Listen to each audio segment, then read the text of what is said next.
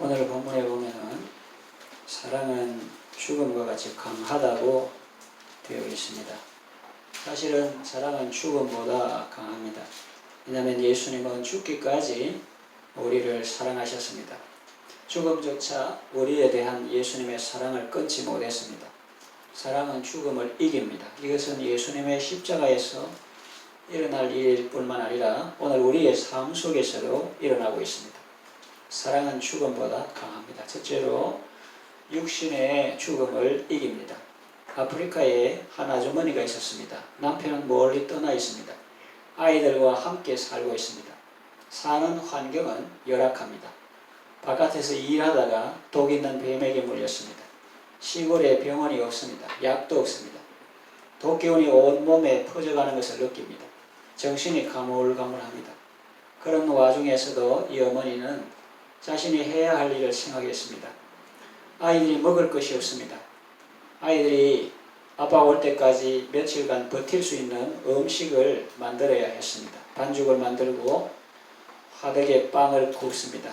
무더운 여름날 화덕 앞에 있으니 몸에 땀이 비오듯 쏟아집니다. 정신이 아득합니다. 갈증이 심합니다.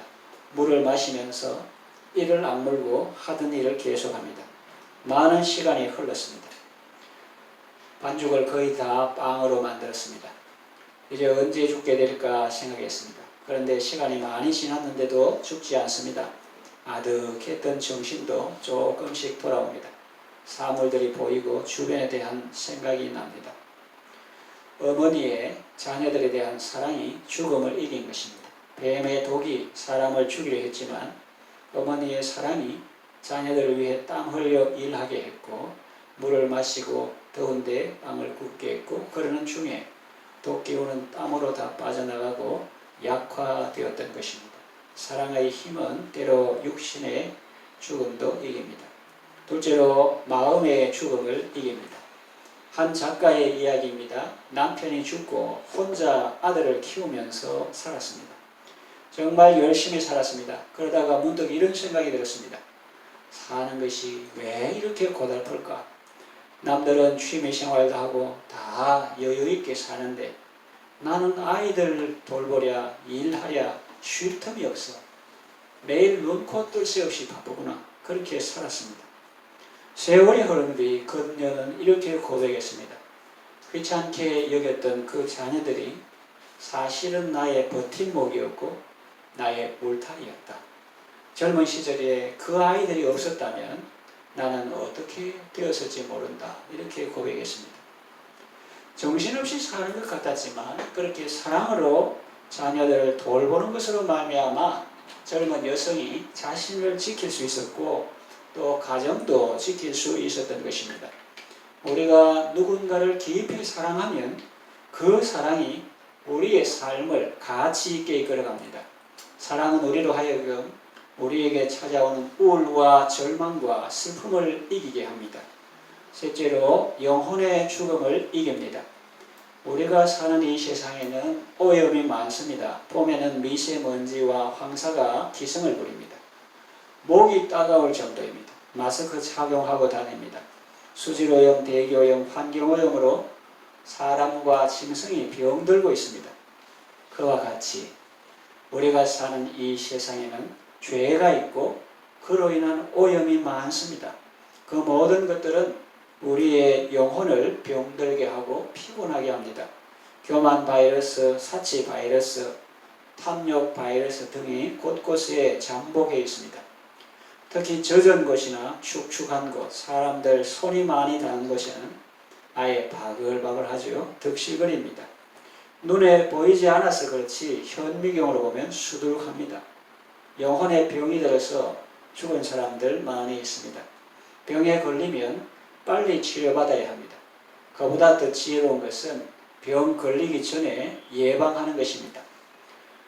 하나님의 사랑은 우리의 영혼의 백신 주사와 같고 영양제와 같습니다. 낙심과 절망 가운데 있는 사람도 하나님의 사랑과 은혜를 받으면 살아납니다. 그리고 하나님을 사랑하고 이웃을 사랑하는 사람은 죽음도 두렵지 않습니다. 심판이 두렵지 않습니다. 감사와 기쁨으로 그 영혼을 하나님 아버지 손에 부탁할 수 있습니다. 남을 사랑하는 것이 바로 자기를 살리는 것임을 깨닫습니다. 제 딸이 미얀마리 아프리카에 가서 봉사할 때 저는 한순간도 쉴 수 없었습니다. 쉬지 않고 기도했습니다. 산을 다니거나 교회당에 있으면서 말씀 묵상하고 많이 기도했는데 언제나 기도의 정신 속에 살았다는 의미입니다. 아들이 3, 4번 학교에 가입교하여 기훈 과정을 거칠 때 그리고 전방에서 소대장으로 근무할 때도 마찬가지였습니다. 제 아내는 여기 장의자에 와서 밤에 기도하고 자고 그런 시절이었습니다. 돌이켜보면 사랑이 죽음을 이긴 것입니다. 가장 힘들 수 있는 시간이었는데 하나님은 오히려 우리의 삶을 풍요롭게 해주시고 여유있게 해주셨습니다. 나의 발을 암사슴 발 같게 하사 높은 곳에 다니게 하시리로다 하는 말씀처럼 되었습니다. 그러는 가운데 교회도 안정궤도에 올려주시고 또 저희 부부도 이탈리아도 다녀오게 하셨습니다. 하나님의 사랑이 고난 가운데 있는 내 영혼을 위로하셨고 자녀를 사랑하고 위하여 기도하고 축복하는 마음이 저를 절망과 침체의 늪에서 벗어나게 했습니다. 사랑의 힘은 죽음의 힘보다 강합니다. 여러분도 자녀를 위해서 기도를 많이 하십시오. 남편을 위해서도 기도를 많이 하십시오. 그들을 애처롭게 여기고 긍휼히 여기며 기도할 때 여러분은 하나님의 긍휼히 여김을 입게 될 것입니다. 그들의 영혼을 위해서 기도하는 동안 여러분의 영혼은 방황하지 않을 것입니다.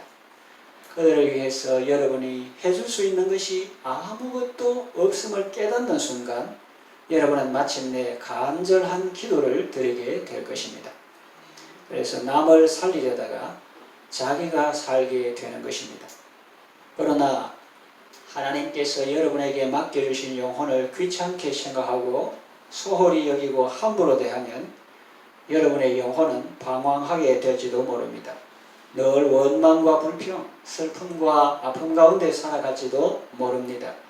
여러분은 좋은 것을 선택하셔서 사랑과 충성 그리고 감사와 기쁨의 삶을 살아가시기를 바랍니다. 말씀을 정리하며 마칩니다. 사랑은 죽음보다 강합니다. 사랑은 죽음을 이깁니다. 그래서 영생의 기쁨 속에 살게 합니다. 주의 사랑으로 세상 이기고 요단 건너 본향 가게 하소서.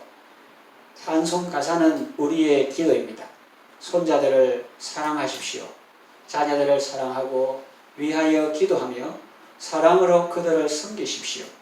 주일 학생들을 사랑하시고 여러분의 이웃들과 전도 대상자들을 사랑하십시오. 그들을 사랑하면 그들만 좋아지는 것이 아니라 여러분이 좋아집니다. 여러분의 영혼이 살고 여러분의 육신이 삽니다. 사랑은 죽음보다 강합니다.